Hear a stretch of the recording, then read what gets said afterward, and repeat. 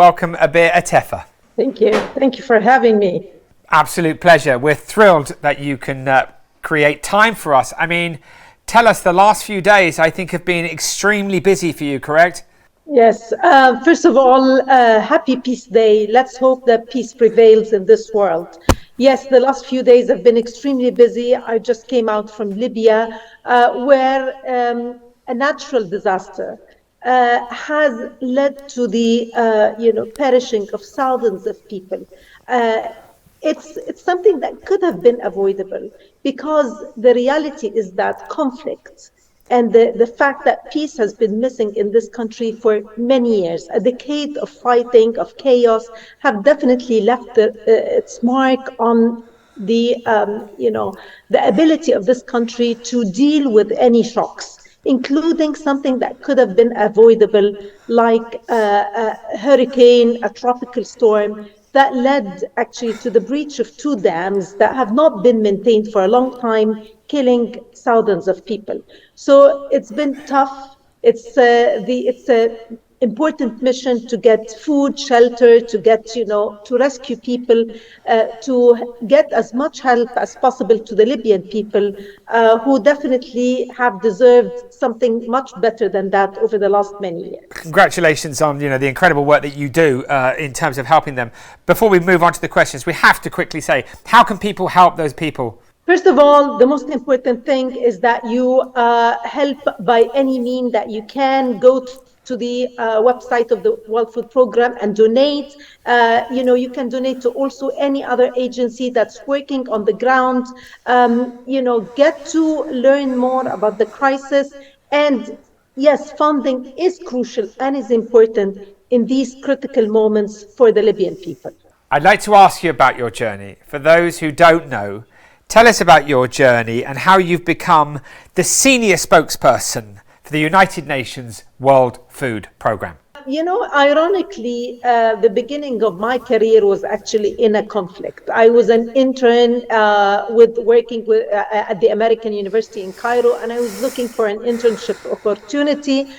So I did do a very slow internship in my first year in college with a news agency, but then 3 days into my internship, the first Gulf War broke.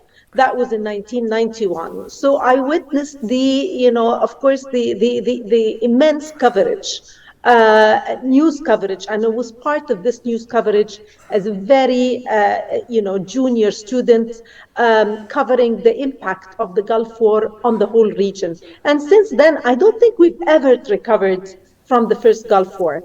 After that, I went on, majored in journalism. I became a journalist. I worked for a number of news organizations. And then I shifted a little bit to academia, where I got a PhD degree in community development and communications. And then landed my first job in the UN around 18 or 19 years ago, first with the UN Refugee Agency, UNHCR, an agency at the heart of conflict, displacement, where you see firsthand the impact of war on people, and then moving on to the World Food Program, where I've spent the last 15 years covering basically and mainly conflict between the conflict in Syria, Yemen, Libya, Sudan, many countries in Central Asia. So it's been a journey where I've learned firsthand that I think the only solution to all our problems in this world is to have peace prevailing.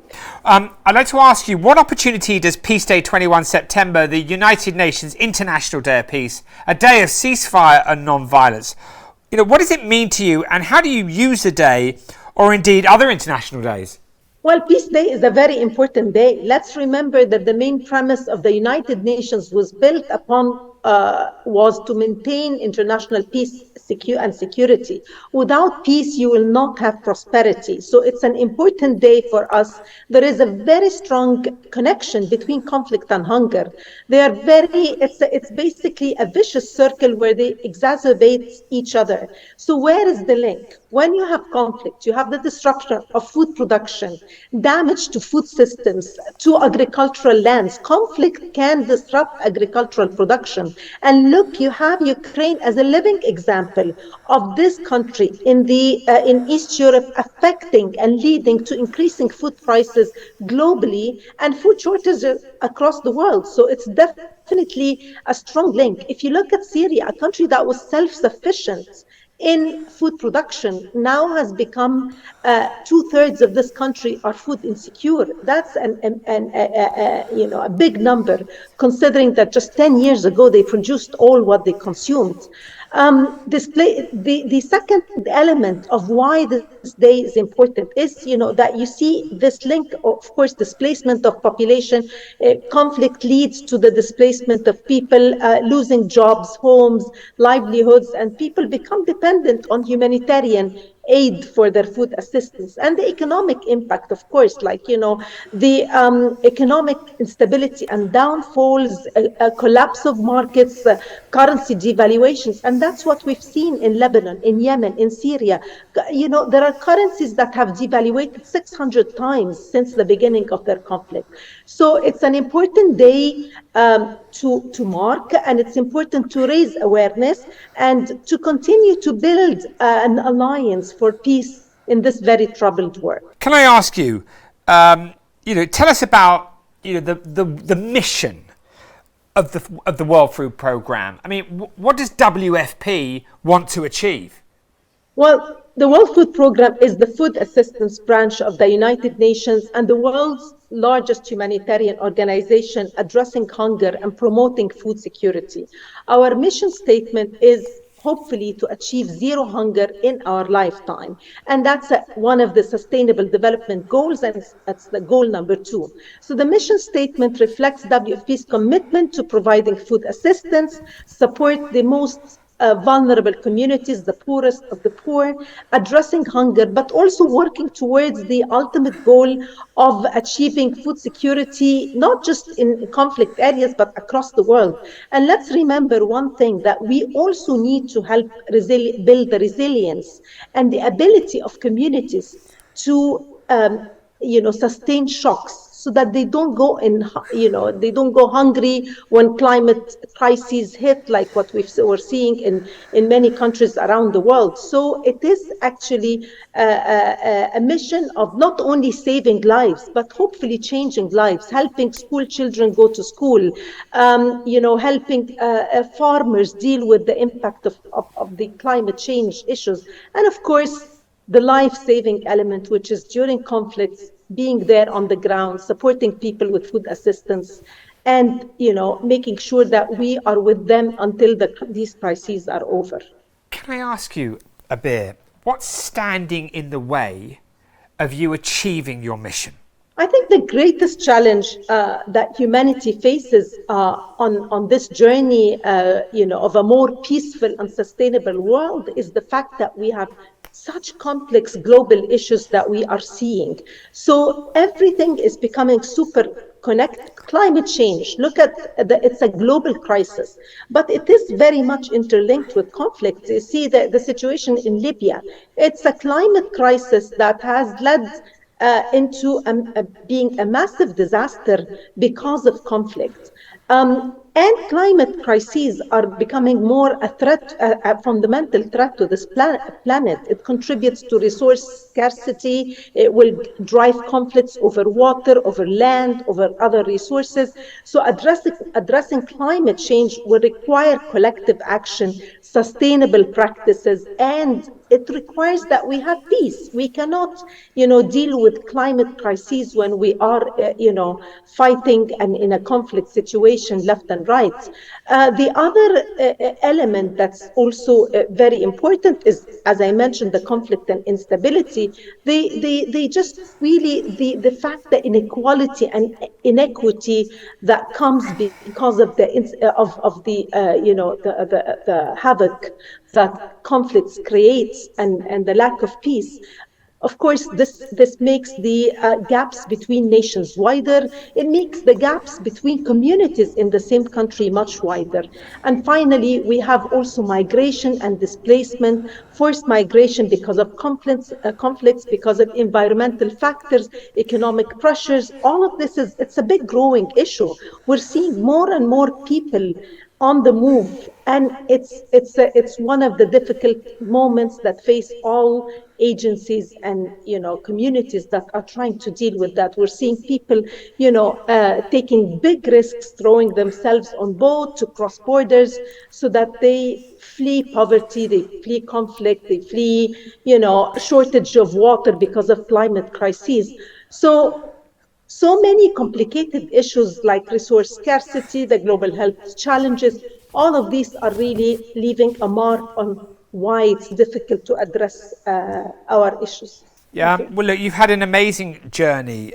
You've seen so much. I'm sure a lot of what you've seen, you probably wish you hadn't.